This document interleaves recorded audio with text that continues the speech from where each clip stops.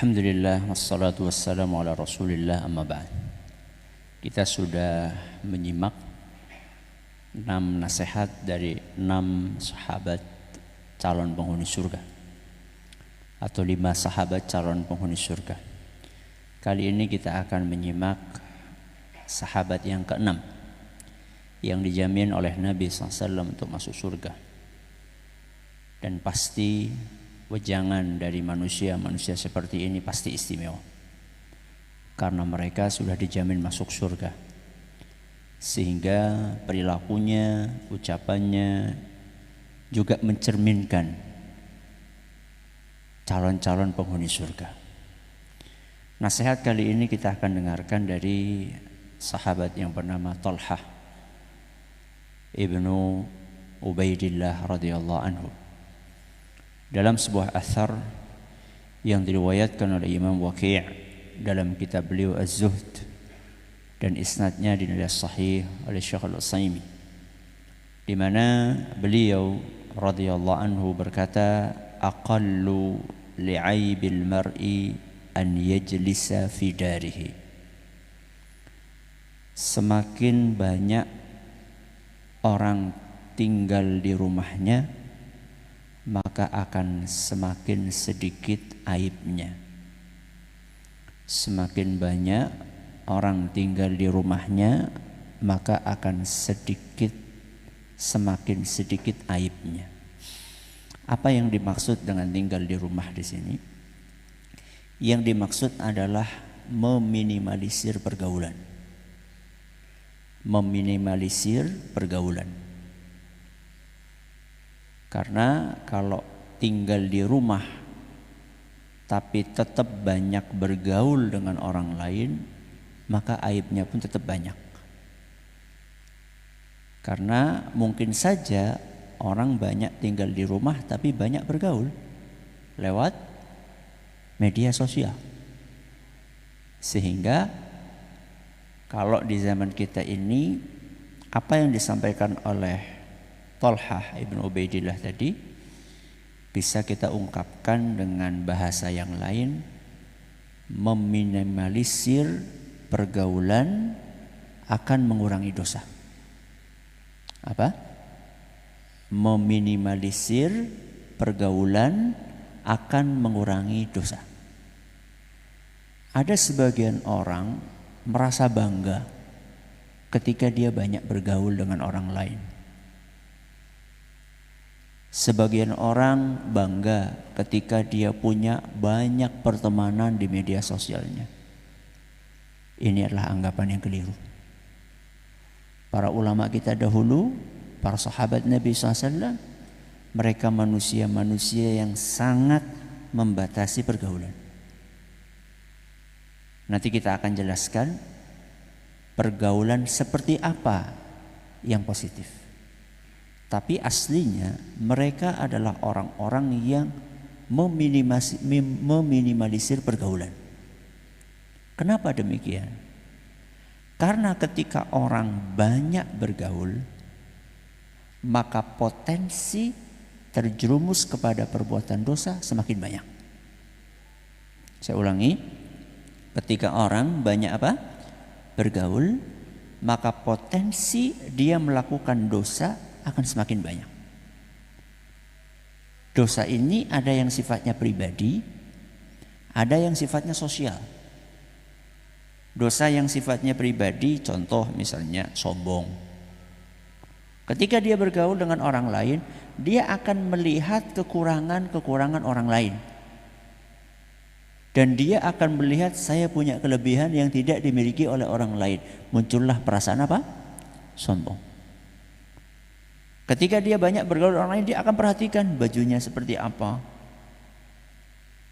mereknya apa, kendaraannya seperti apa, sandal kita seperti apa, sandal dia seperti apa. Kalau misalnya kita lebih bagus sandalnya, mereknya, bajunya lebih bagus, sombong kita. Nih saya nih kaya, padahal sebenarnya cuma minta dari siapa? Orang tuanya. Sebaliknya, kalau ternyata temannya lebih bagus bajunya, Apa muncul dosa dalam hati kita? Kurang bersyukur kepada Allah Azza wa Jalla. Wah, kok ternyata orang tua saya cuma bisa belikan baju kayak gini. Teman saya bajunya banyak, bajunya lebih bagus, lebih bermerek. Akhirnya kurang syukur, dosa lagi.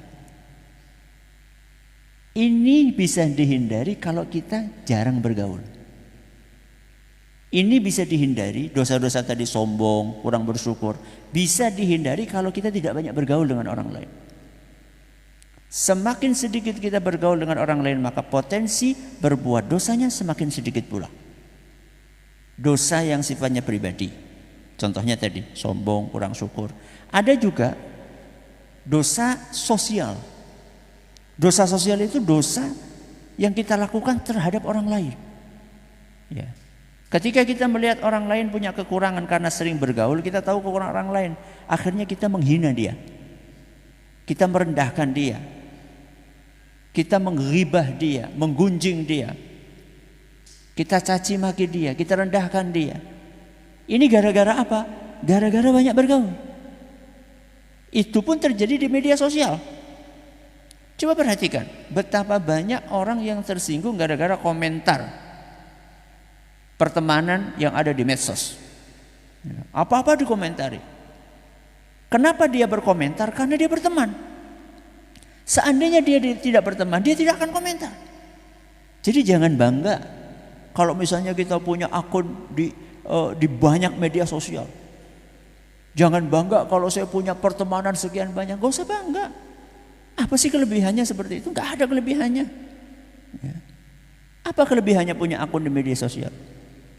Apa kelebihannya punya grup banyak di WA? Punya grup banyak di Telegram? Punya grup banyak ini di. Apa sih kelebihannya apa? Berapa manfaat yang kita dapatkan di situ? Bandingkan dengan betapa banyak dosa-dosa yang kita lakukan di situ. Di grup-grup itu betapa banyak orang yang nge-share sesuatu yang tidak pantas untuk dilihat. Awalnya kita nggak pernah melihat gambar wanita, ada teman share gambar wanita, ada yang share musik, ada yang share cuplikan video film yang nggak layak untuk dilihat. Ada share berita bohong, hoax, ada orang ghibah, ada yang ghibah ustadz, ada yang ghibah pemerintah, ada yang ghibah ini, ghibah itu. Ini semua bisa kita hindari kapan? Ketika kita nggak gabung sama itu. Ketika kita menghindarkan diri kita dari pergaulan yang seperti itu, kita akan terhindar dari banyak perbuatan dosa. Sehingga wajar seandainya Tolhah, calon penghuni surga, menyampaikan seperti itu. Minimalisirlah pergaulanmu, niscaya dosamu akan banyak berkurang. Ya. Ustaz, kan tidak mungkin kita nggak berteman, nggak mungkin kita tidak bergaul, Ustaz. Oke.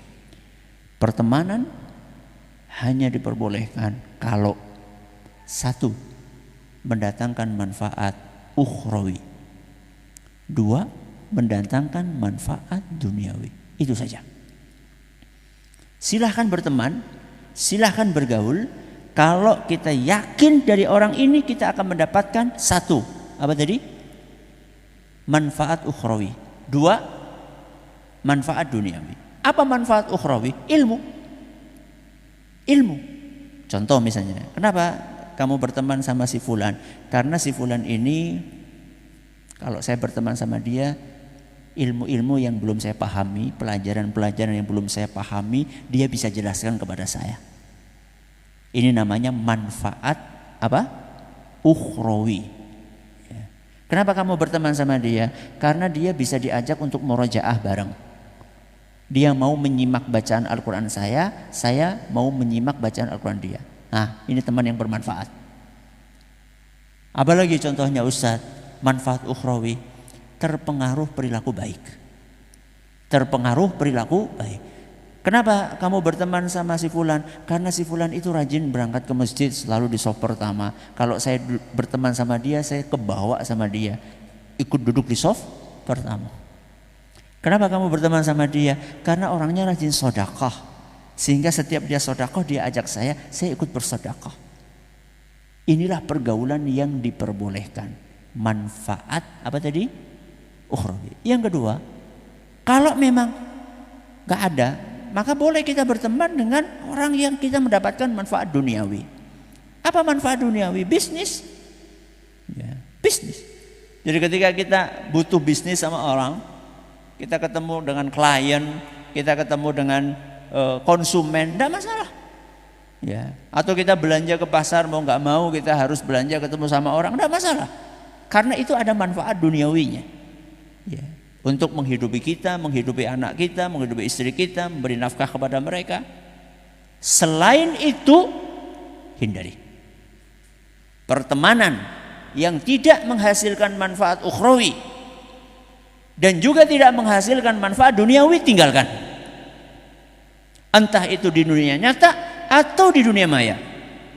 Dengan seperti itu dosa kita akan berkurang. Dengan meneladani siapa tadi?